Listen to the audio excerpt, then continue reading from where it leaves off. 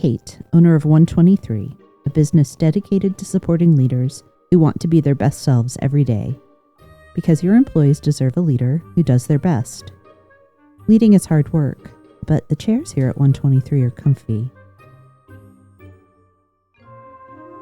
We're wrapping up our Bittersweet inspired conversation. In this third and final installment, Michelle and I found ourselves drawn to the concept of a creative offering, the fact that we dwell in impermanence, and what this means for leaders. You will hear us discuss personal and professional learnings and land on what we can do to uncover purpose. So, welcome back to the comfy chairs. Please have a seat and join the conversation. As I was listening to this, because I read the book and then I listened to the audiobook when we drove yesterday, so I did it twice. Look at you. But anyway, so yeah, it's just been, it made me cry. And I mean, I read the book largely in the airport, and so I was like, crying in front of all the strangers, like wiping my eyes. Yep. So yeah. it's very touching, and the stories are really moving. I mean, when she talks about, and I cried when I read it, when the Inside Out thing, and she said, fear had nothing to teach joy. Just that line was like, yeah, fear has nothing to teach joy. That is right. And also the story of the stuff about her mom. Oh, yeah. Yeah. So I always, this is kind of where angels fear to tread, talking about leadership and parenting. Mm-hmm. Yeah. But there's so much to learn from one to do the other. Sure. Both directions, right? Yeah. Becoming a step parent changed the way I led. Oh, sure. Because there were so many things I just didn't know about little kids and how people need certain types of direction. Mm-hmm. A leader's lens, there's a lot that it can tell us about how to be better parents and probably how to be better children too. Right. For sure. Yeah. I thought that her compassion and forgiveness of her mother was sweet. Yeah.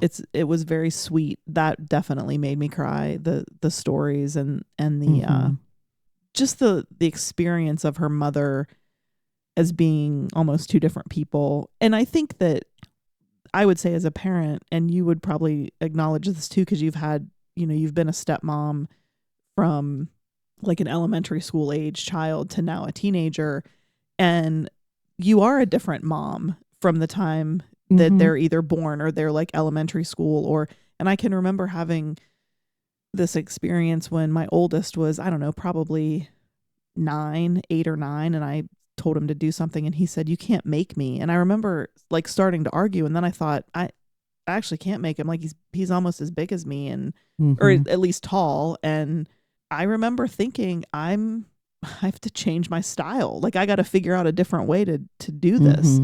And I think that's the lesson for leaders. And again, not that our employees are children, but when we look at someone and we've heard this mantra, people just need to come in and do their jobs. I just wish they would come in and do their jobs.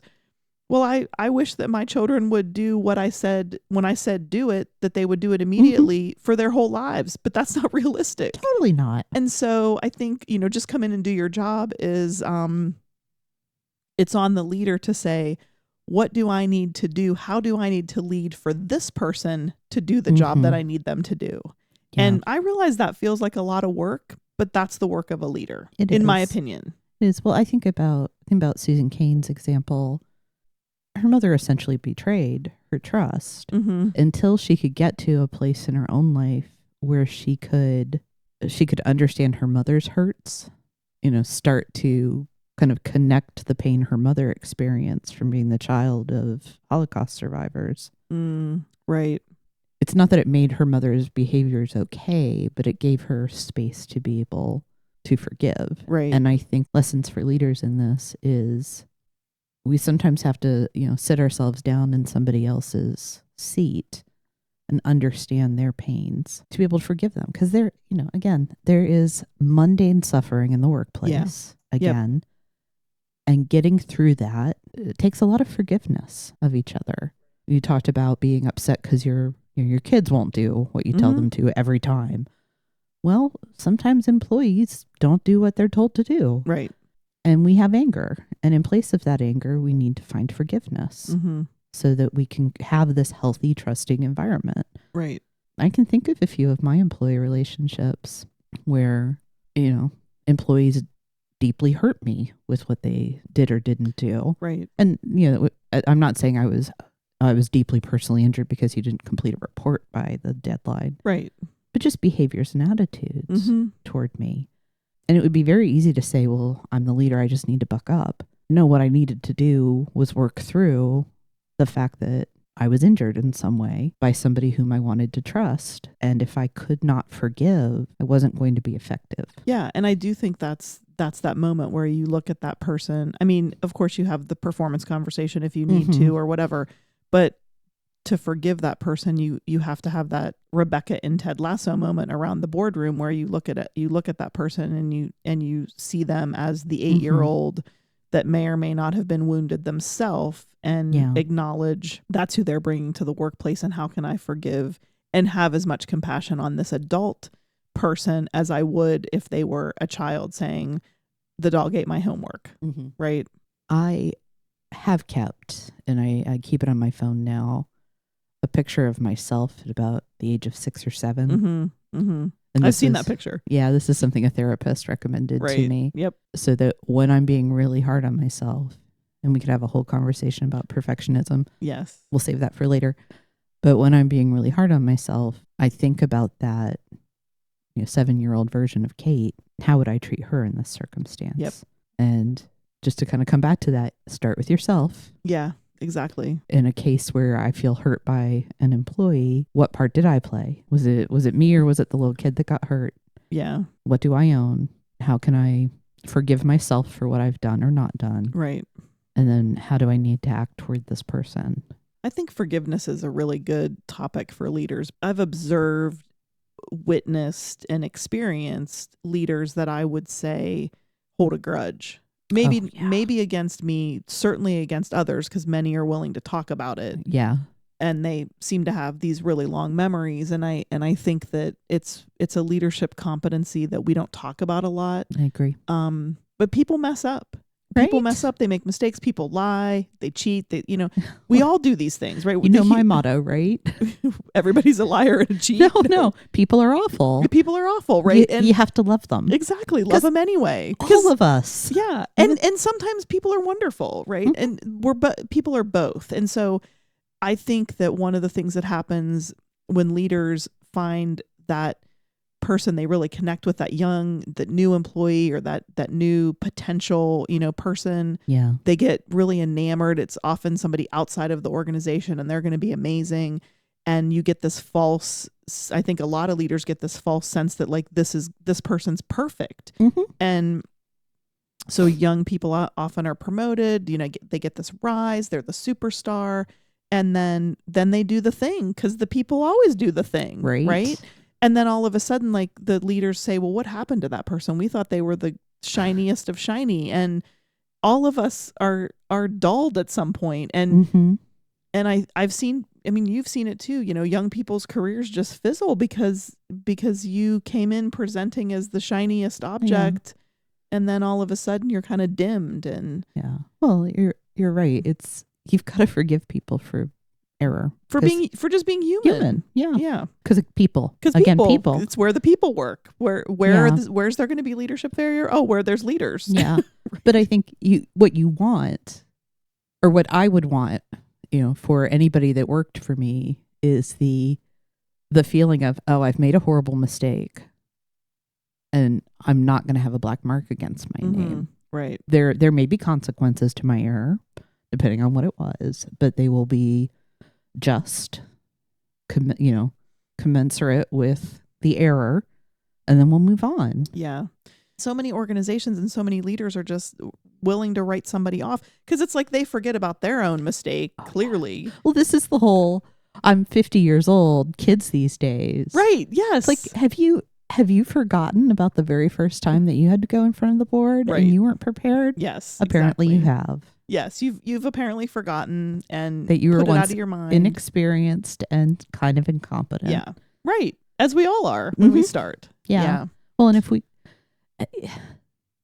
if we can't acknowledge our deficiencies, there's no way for us to move forward. I think that's what it comes down to. Yeah. And it's, again, kind of coming back to this idea of things being sweet and bitter at the same time. By embracing the not nice parts, it makes the nice parts better. Right. Okay, you're not competent here, but what are your strengths? I think I could argue, I could make a case, and it wouldn't be too much of a stretch, that a leader who understands bittersweetness is a leader who can effectively manage people through their strengths.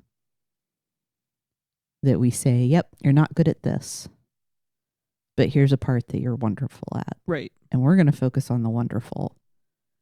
I will not let the not great become a problem for you or for us, but let's focus on what you're amazing at. Right.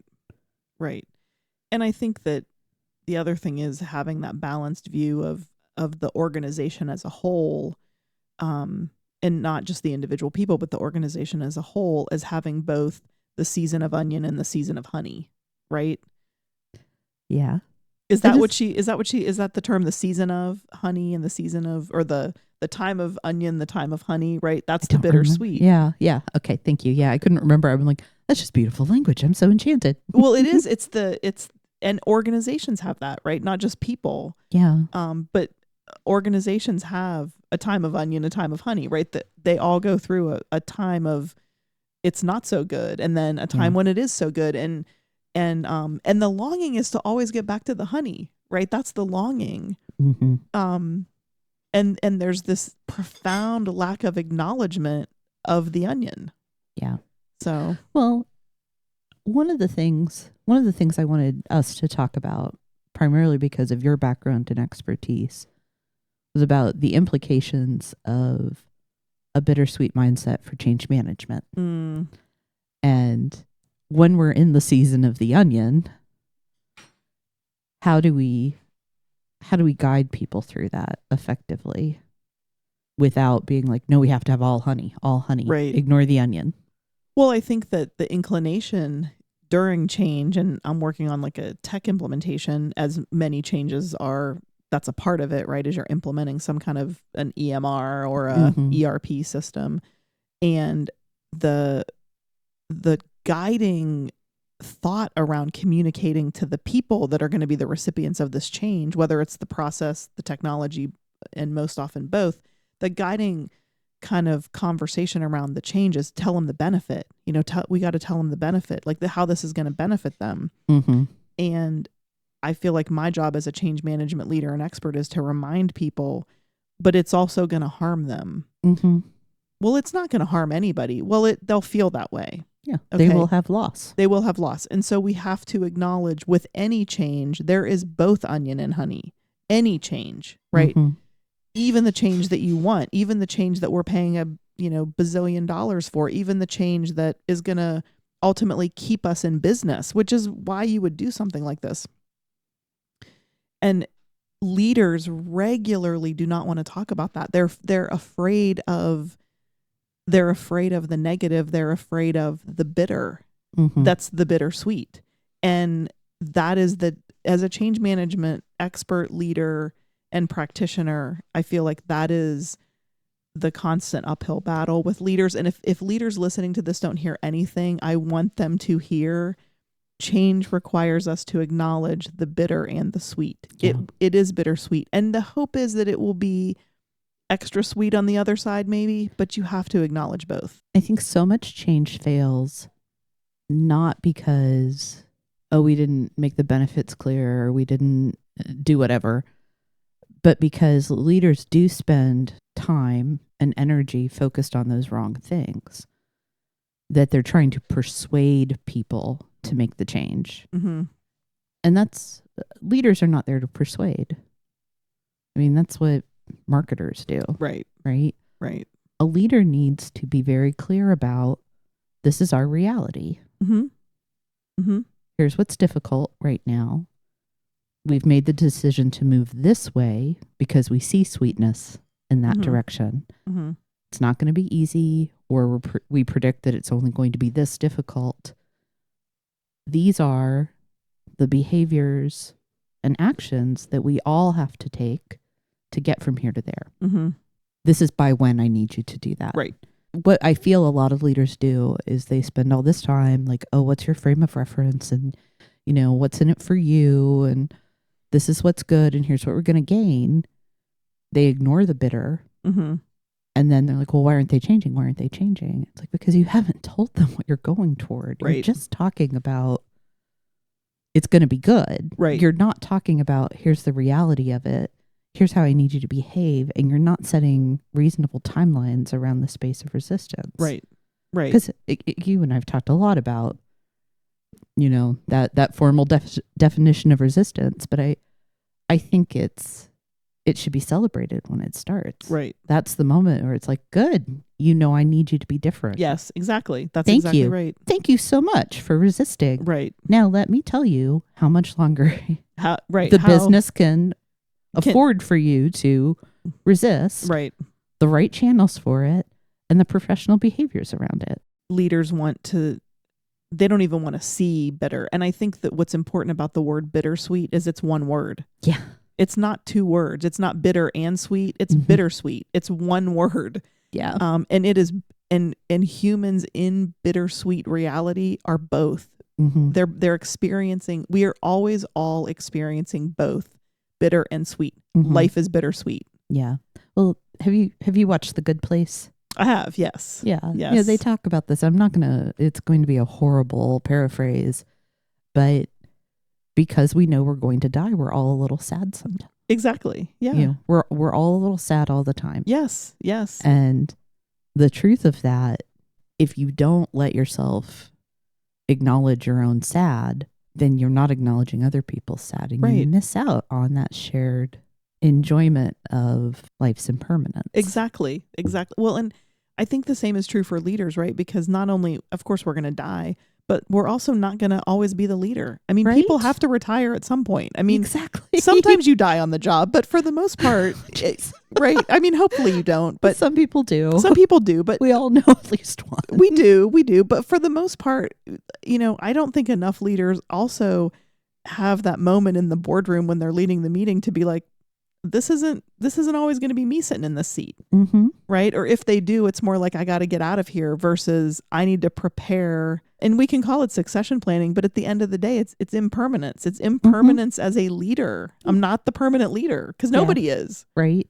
Well, it's even, so one of the things that she talks about around impermanence are the rituals that help people. Like she talks about, bar and bat mitzvahs and that there are these moments of transition can also become moments of transcendence for us if we create the right rituals around to acknowledge the sorrow that comes with change. Yeah. The bitter. And I think there are so many missed opportunities in the workplace to ritualize that transition. When people have the opportunity to promote, when people have to move, we live in a military community. Yes. It's a highly mobile population. People are coming and going all the time from our community. So neighbors, coworkers, fellow students are constantly in and out of, of our lives. And do we have rituals to support ourselves and get to the next phase? Right. And I think I know as a leader, I don't have muscle around this. I would like to eventually be better. I hope as I, grow, I have the opportunities to become wiser and do this with more intention. Right. But there are so many transitions at work. Not even just not just the big changes that we miss out on the opportunity to create better connection, community, and understanding. Right. By not having moments to acknowledge the changes. No, I think that's very real. And I think about we've talked a lot about the pandemic and the people that, go home, like you were sent home because obviously, we didn't know how this spread and we wanted people at home. And for some of them, they never came back anywhere. Right. And so there was no ritual of like, now you're going to work at home and you're going to, here's kind of your setup to be at home. It was just figure it out. And now, and the same is true now, we're asking people to come back.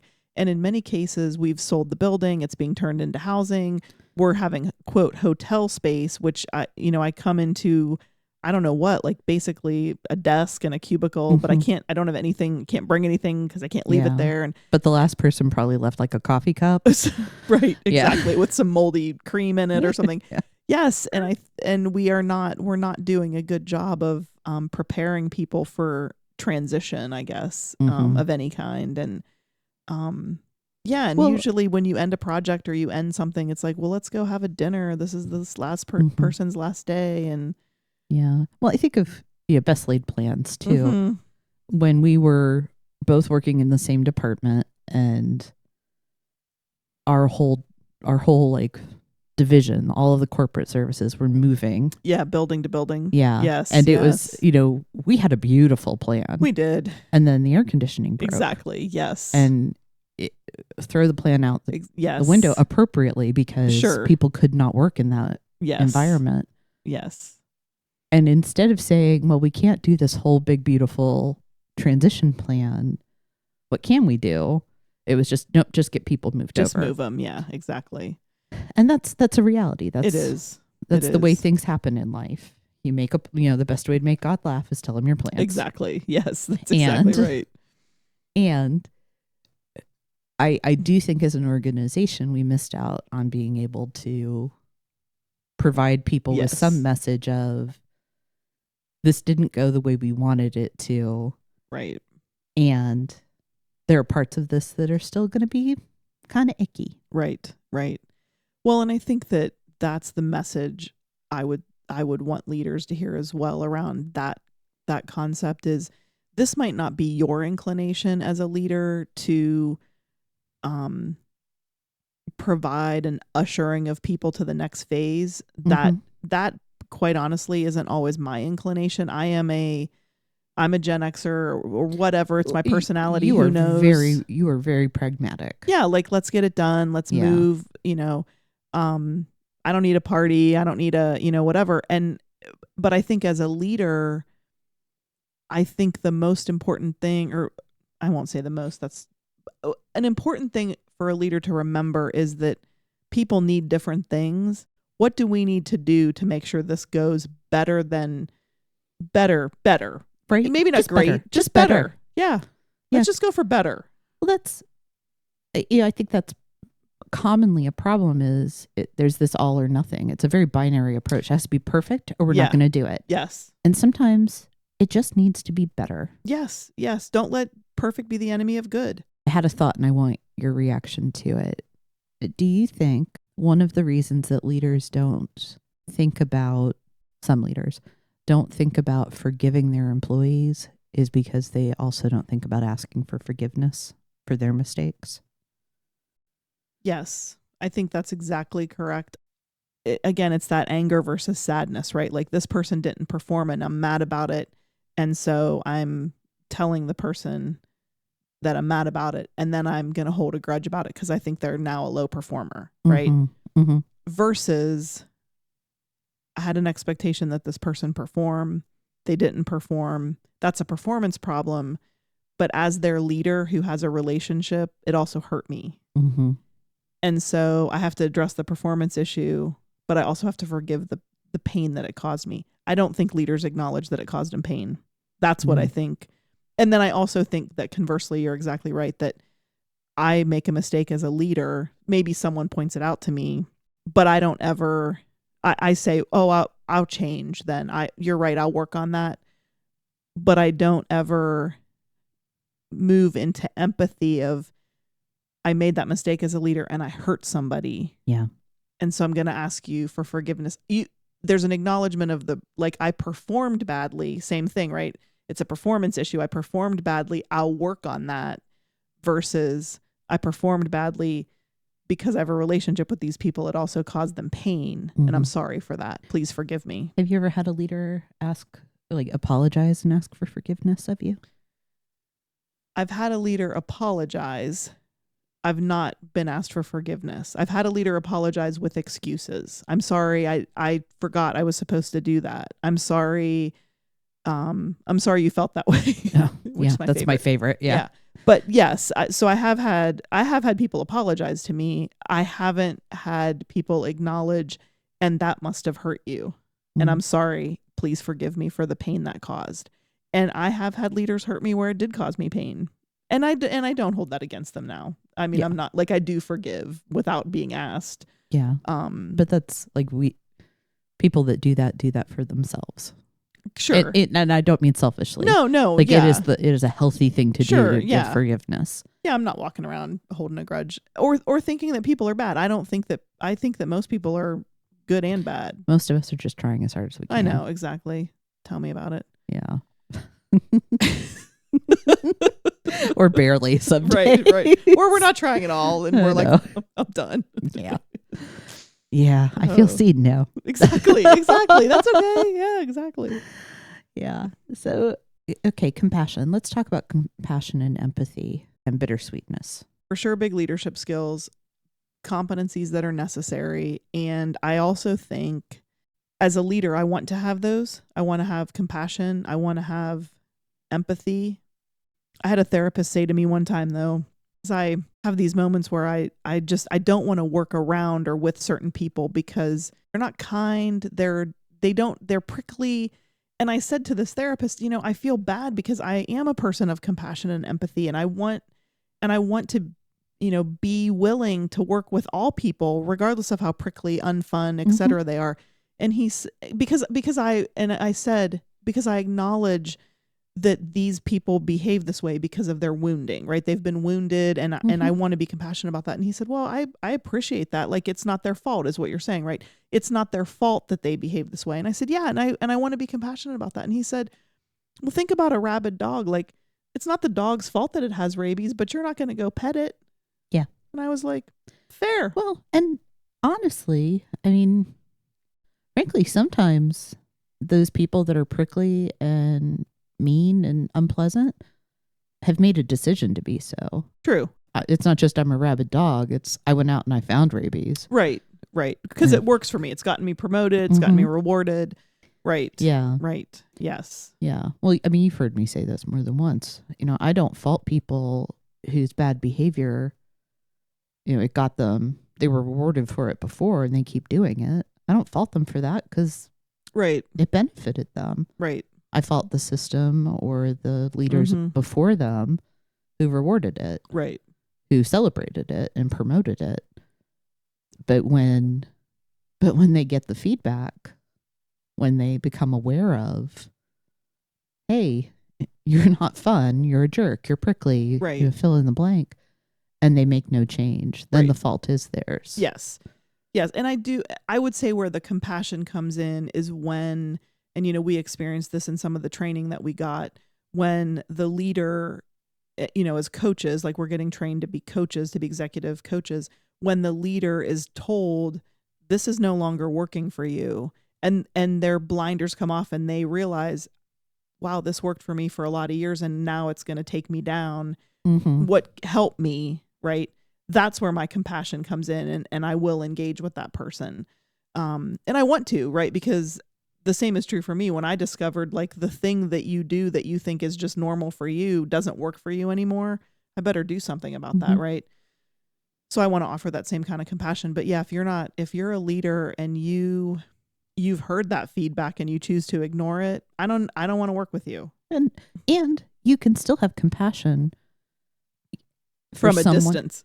For somebody that has not found the capacity and strength to change. Right. Because it's tragic. Yeah. Yeah. The unwillingness or the inability to see. Yeah. Yeah. Yeah. Well, you've said this before. It's a blind spot because it's a blind spot. Exactly. You can't see it. I know. Exactly. And we shouldn't fault people for blind spots. Right. But when then you are responsible. Yes. For making a decision about it. Yeah.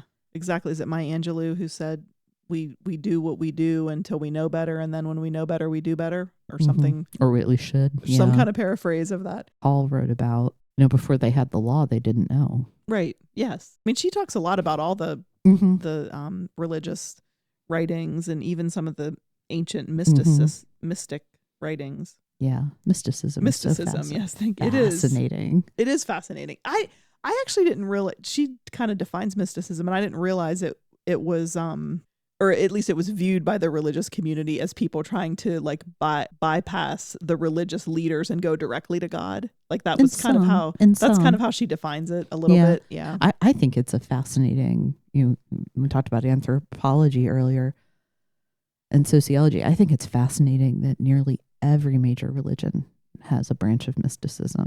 Right. And it's one of my favorite quotes about kind of human nature comes from a mathematician, Blaise Pascal, who was a Christian. And what he said is, in the heart of every man is a God-shaped vacuum. Which I think definitely ties to this longing. And, he was coming from a Christian perspective where he was talking about a Christian God. But I think regardless of what people believe, we have a space that we don't always acknowledge that's longing for something. Right. There is a vacuum. And nature abhors a vacuum, right? Right. What we have to do is fill that hole. Yes. And the question and the kind of our test, our trial is with what are we filling it? How do we fill that space? Yeah. Yeah, how do we fill the longing? Yeah. Right. Yeah. And I love in Cain's model that we fill the longing by creating and giving. Yeah. Yeah. Creative endeavor, creative offering. Yeah. Creative offering. Yes. And it's the longing that provides the space for the creative offering. And it's the creative offering that provides the healing.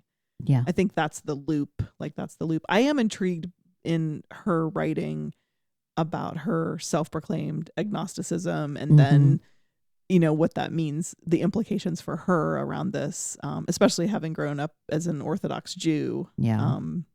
So that is an interesting spiritual journey. It is. It's a very interesting spiritual journey. And grateful to have her share it, because it does make you, well, depending on the type of reader and learner you are, it can make you think about your own experiences in that space. Oh, for sure. Yeah. Yeah. I love the concept of the creative offering, like, because it's a thing. A creative offering is a thing that pours out of you because of your longing, right? It's the thing. It comes. Yeah. It's an organic. Come to my house. Yeah. Let's meet up. Let's gather in this conference room and create this product.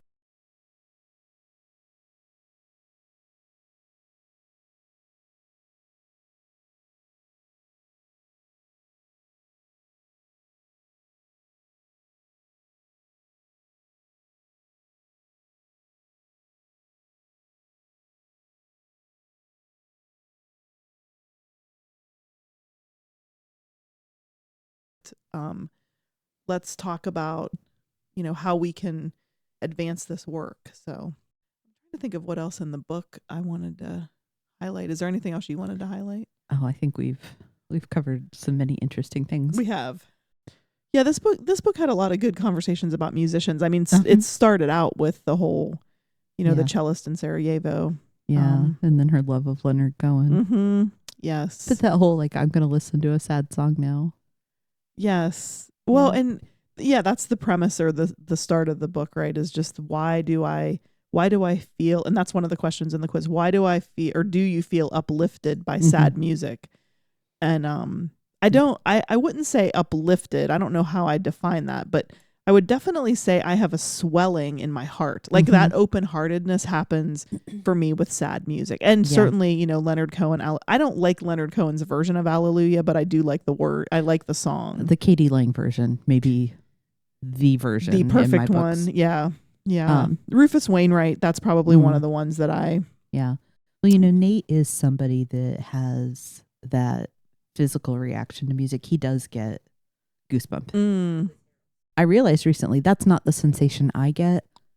I get this like little knot under my sternum. Interesting. I get a lump in my throat. Yeah. Like I physically feel a lump in my throat, and then the tears will come. I tear, and I get that. I went out to Utah in April for like this hiking thing. Oh, nice. And I'd never been to. It was southwest Utah, so near, like kind of near Arizona.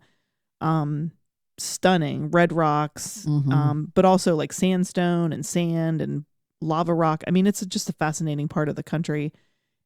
There were times when we would be heading to these hikes, and so we were in a van together, and we would come around, I don't know, like a pass or something, and then the view, it would take my breath away. And there were at least 3 times in that week where just the visual of seeing these mountains and the landscape would put a lump in my throat, and I would cry. Yeah. And that was just nobody saying anything, just the visual of it would do that for me. I actually thought in my head, this is what I've been longing for. Like that concept of longing, like this is, and it's one of the things, clearly, just the beauty. Yeah. I think most of us are wired to experience that in nature. I can think of some man-made environs that have done the same thing to me too. Okay. So like what? Being in London, the first time that I got to walk on Tower Bridge, that sense of a small person in a big world, a short life in the history of the world. Chihuly Glass does that to me too. I can see that. Art museums. I like glass and pottery. Those are 2 art forms that I really enjoy. I don't have that feeling around paintings. I know a lot of people do. I have not had that experience. I don't know why. Trying to remember the name of this one impressionist painting. It does it for me. There's just something about this moment it's captured. Yeah, it's Carnation Lily Rose. Huh. Who's the painter? Sargent. John Singer Sargent. It's the one where the young girls are lighting the paper lanterns. Oh yeah, I have seen that. Yeah. So lanterns, paper lanterns, young children. Yes. Flowers. Yes. There we go. It's impermanence. It's impermanence in a painting. It's children. They'll never be that age again. Yep. It's this fleeting moment, twilight.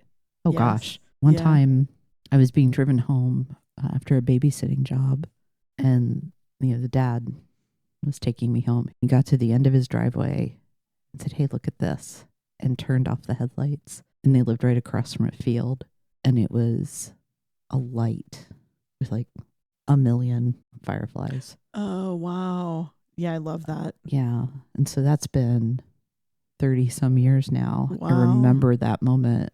Yeah. This father gave me this gift. Right. This moment of beauty that will never happen again. This is a really cool thing, but the nature gives us that, and sometimes human beings manage to recreate it too. And I think, since we're talking about leadership, I think leaders, what that father did for you, we have an opportunity as leaders, as the work goes along, to have that moment where we stop, turn off the lights, and say, look what we did together. Yeah. Right? We have that opportunity, and we so rarely take it because we move on to the next thing, right? Which is most, if not all people would normally just drive by that field because they've seen it before. It's like, it'll be there tomorrow. She can see it another time, right? Yeah. Just moving on. But I think we have an opportunity to give people and organizations that gift to say, we're going to stop. We're going to say, look what we did. Respite. Yeah, exactly. Respite. Do we take that moment to catch our breath, to acknowledge what's come before and prepare ourselves for what's to come? Right. And the cruel irony of it is that so often we see it as a waste of time when the energy and the focus those little moments can give us right makes up for any quote unquote lost time. Yeah.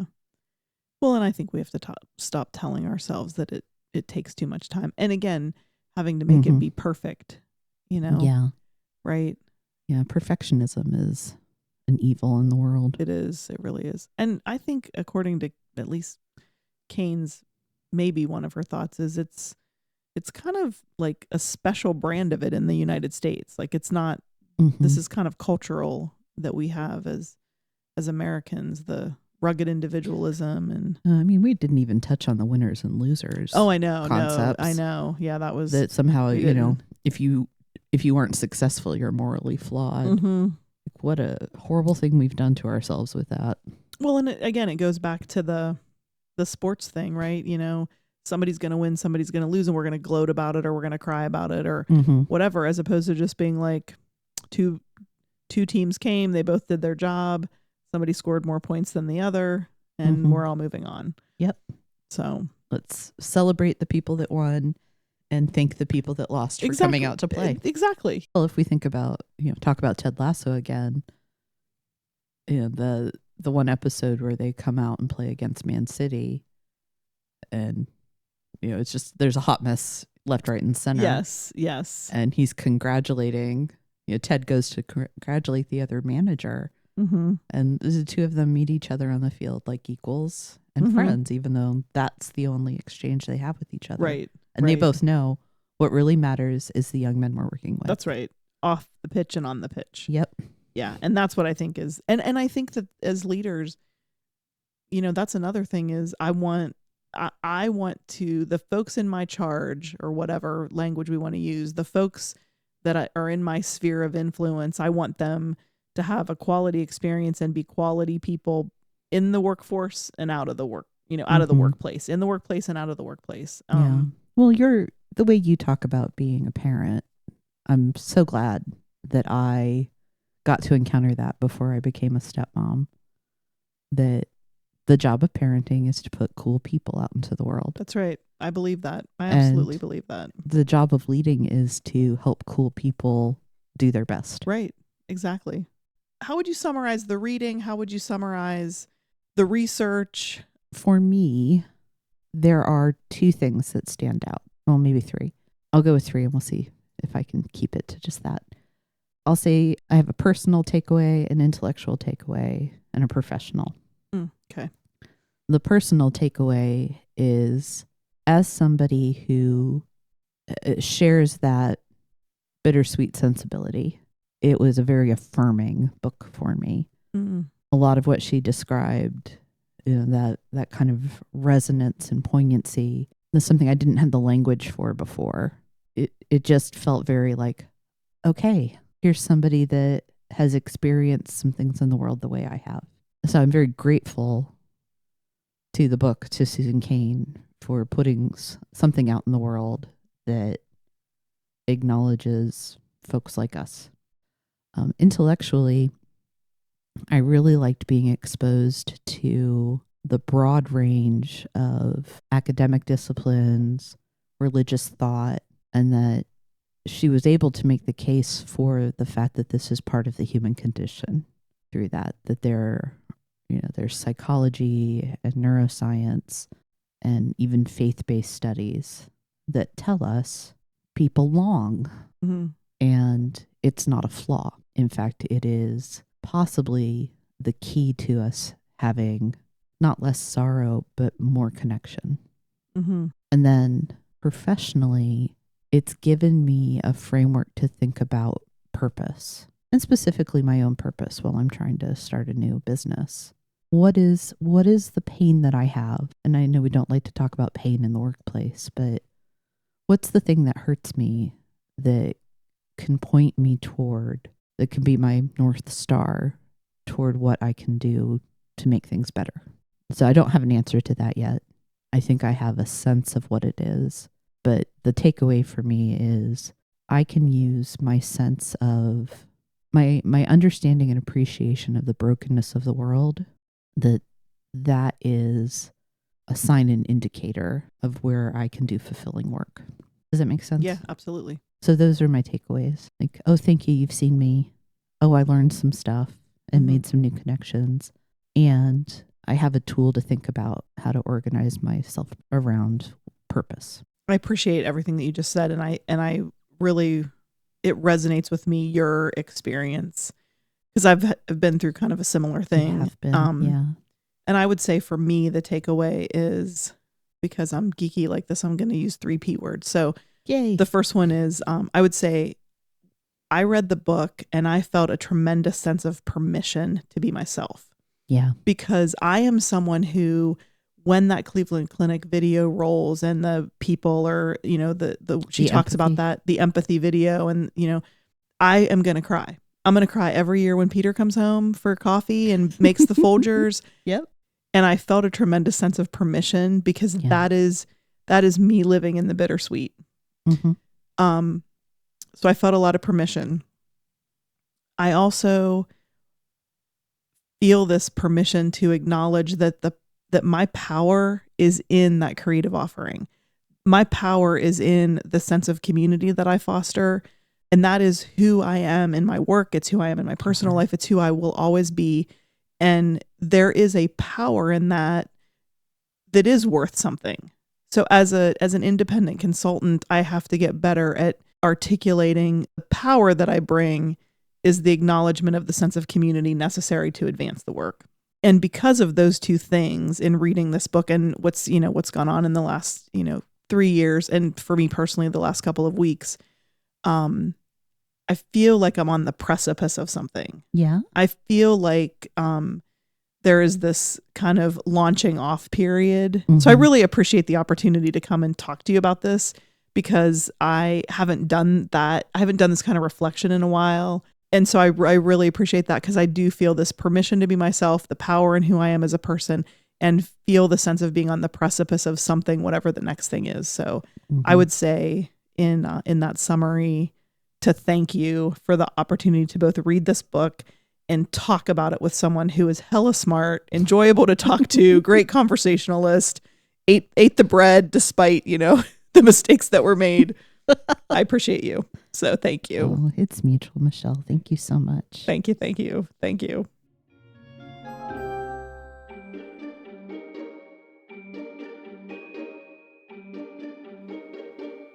I'm going to borrow from Michelle's wise words to close. If you need it, dear leader, you have permission to feel all the feelings, both the bitter and the sweet. Remember, the things that move you point you to your power, what you need to be the leader your people need. And after a long season of illness, isolation, and disruption, we are on a precipice, ready to jump into what's next. I'm glad I'm here with you. Thanks for joining me in the comfy chairs, and many thanks to my guest, Michelle.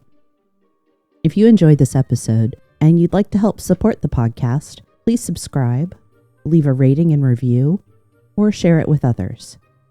You'll find Comfy Chairs updates and other thoughts on leadership and learning on Instagram at 123 Limited. That's ONE23 LTD. Thanks again.